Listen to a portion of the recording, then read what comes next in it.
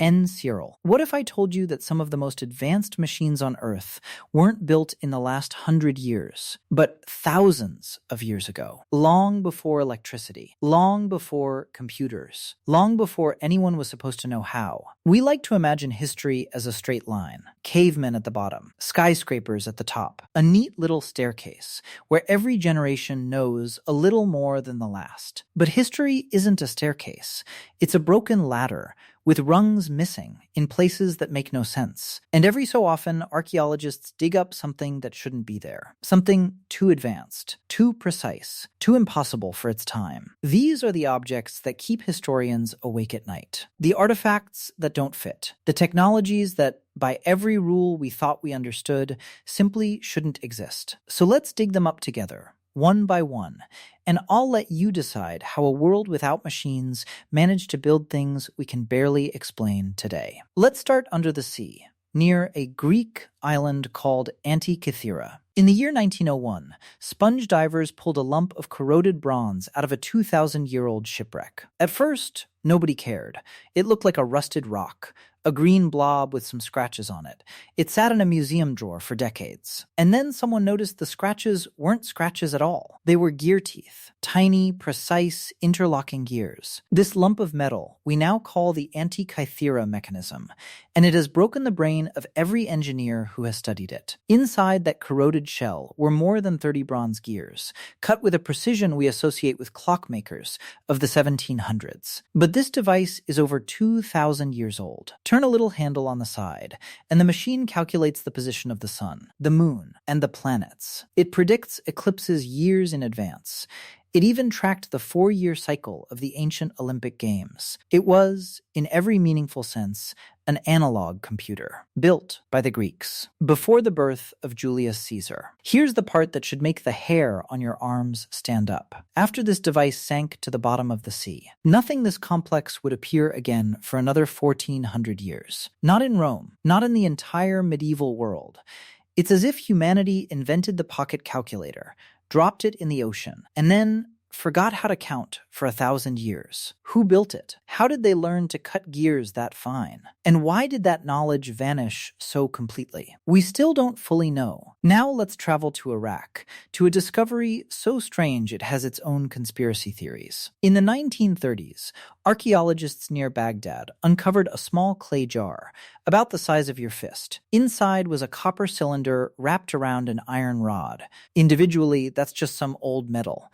But put them together, add an acidic liquid like vinegar or grape juice, and you get something that should not exist in the ancient world. You get a battery. The Baghdad battery, as it's called, may be over 2,000 years old. When modern researchers built replicas and filled them with vinegar, the jars produced a real electrical current. Not much, maybe half a volt to a volt. But it worked. Now, historians argue fiercely about what it was actually for. Maybe it stored scrolls. Maybe it was used to electroplate a thin layer of gold onto silver, making cheap jewelry look expensive. Or maybe it was used for something we haven't guessed yet. But here's the uncomfortable truth. Someone, 2,000 years before Alessandro Volta got the credit for inventing the battery, assembled the exact components needed to generate electricity.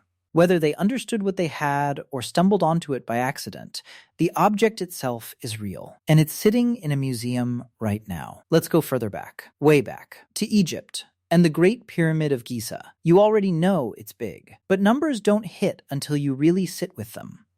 This structure contains over 2 million blocks of stone. Some of those blocks weigh as much as 80 tons. That's heavier than a fully loaded semi-truck. And they were lifted, moved, and placed with a precision that would embarrass modern construction crews. The base of the Great Pyramid is leveled to within about 2 centimeters across a footprint, larger than 9 football fields. The sides are aligned to true north, with an error smaller than 1/10 of a degree. This was done more than 4,500 years ago. No cranes, no trucks, no power tools, no iron tools at all in the early period, only copper, stone, and wood. For thousands of years, it was the tallest structure humans had ever made, a record it held until the 1800s. Think about that. From the pharaohs to the steam engine, nobody built anything taller. And we still argue about exactly how they did it. Every theory has a hole in it, ramps that would need to be bigger than the pyramid itself, levers that shouldn't be strong enough. The honest answer is that a civilization with the technology of the Bronze Age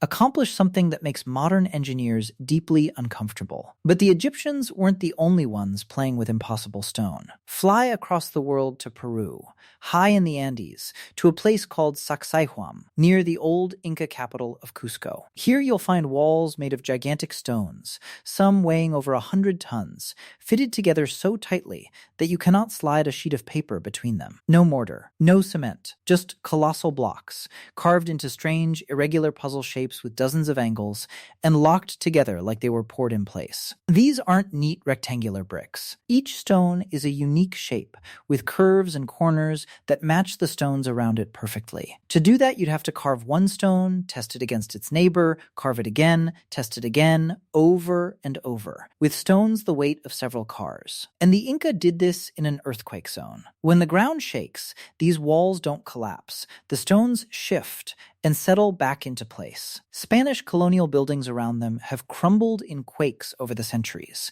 The Inca walls just stand there. They've been standing for more than 500 years, and honestly, they look like they could stand for 500 more. Now let's talk about metal that refuses to rust. In Delhi, India, there stands a pillar of iron over 7 meters tall, forged more than 1,600 years ago. Iron is supposed to rust. Leave a nail outside for a few months and watch it turn orange and flake apart. That's just chemistry. But the iron pillar of Delhi has stood exposed to the monsoon rains, the heat, and the humidity for over a millennium and a half, and it has barely rusted at all. For centuries, this was a genuine mystery. How did ancient metalworkers create iron that resists corrosion better than a lot of modern steel? When scientists finally analyzed it, they found the answer lay in a thin protective layer that formed on the surface, created by an unusually high phosphorus content in the iron, a byproduct of the specific way these ancient smiths worked their metal. They didn't have chemistry textbooks. They didn't know what phosphorus was, but through skill, tradition, and probably a lot of trial and error,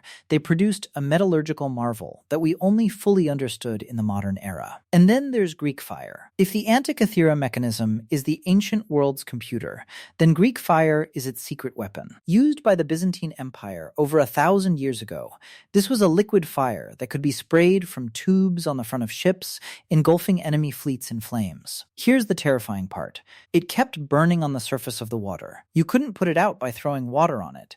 In some accounts, water made it worse. Greek fire saved the city of Constantinople more than once, incinerating entire invading navies. It was so valuable that the recipe was one of the most closely guarded state secrets in history. Only a handful of people knew how to make it, and the knowledge was passed down in absolute secrecy. And that secrecy worked a little too well. Because the formula was never written down for outsiders, when the empire declined, the recipe was lost. Completely, to this day, no one knows for certain what Greek fire was actually made of. Modern chemists have guesses: petroleum, quicklime, sulfur, resin.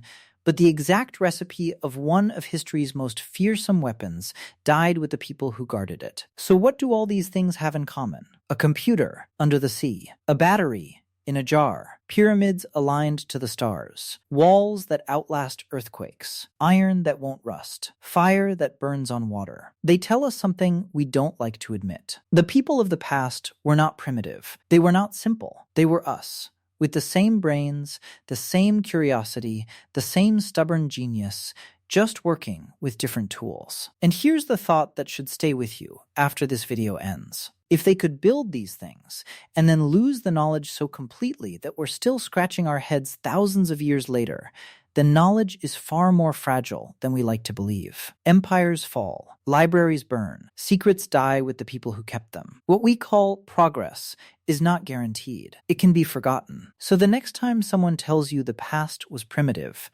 remember the gears at the bottom of the sea. Remember the pillar that would not rust. And ask yourself the question that started all of this. What if the ancient world knew things we haven't rediscovered yet? And what are we building today that someone, thousands of years from now, will dig up and say, this shouldn't exist? Aish.